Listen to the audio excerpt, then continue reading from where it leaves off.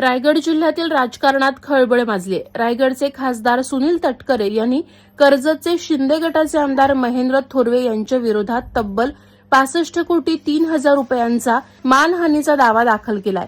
आमदार थोरवे यांनी केलेल्या गंभीर आणि निराधार आरोपांमुळे आपली सामाजिक आणि राजकीय प्रतिमा मलिन झाल्याचा दावा करत तटकरे यांनी माणगाव दिवाणी न्यायालयात याचिका दाखल केली आहे. या प्रक्रियेसाठी तटकरेंनी सुमारे 3 लाख रुपयांचे न्यायालयीन शुल्क भरल्याची माहितीही समोर आली आहे.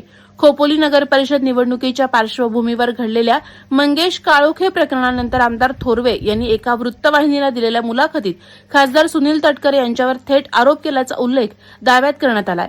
तटकरे हे जिल्ह्याचे आका असल्यासारखे वागत असून मंगेश काळोखे प्रकरणात त्यांचा हात असल्याचा आणि हा प्रकार पूर्वनियोजित असल्याचा आरोपही थोरवे यांनी केल्याचे तक्रारीत म्हटले. या विधानामुळे आपली प्रतिमा मोठ्या प्रमाणात डागाळल्याचा दावा करत तटकरे यांनी न्यायालयाची मदत घेतली आहे. दरम्यान सुनील तटकरे यांनी सर्व आरोप फेटाळून लावत आपल्या 3 दशकांच्या सार्वजनिक जीवनात विविध महत्वाची पदं सांभाळल्याचे नमूद केले. थोरवे यांच्या विधानांमुळे समाजात चुकीचा संदेश जात असल्याचा दावा करत त्यांनी संबंधित व्हिडिओ आणि सामग्री सोशल मीडिया आणि डिजिटल प्लॅटफॉर्मवरून हटवण्याचे आदेश द्यावेत, तसंच भविष्यात अशा प्रकारची विधानं करण्यास मनाई करावी अशी मागणी केली आहे. या प्रकरणामुळे रायगडच्या राजकारणात मोठी खळबळ उडाली असून पुढे न्यायालय काय निर्णय देते याकडे सर्वांचं लक्ष लागलंय. वादळवारा लाईव्हसाठी न्यूज ब्युरो, माणगाव.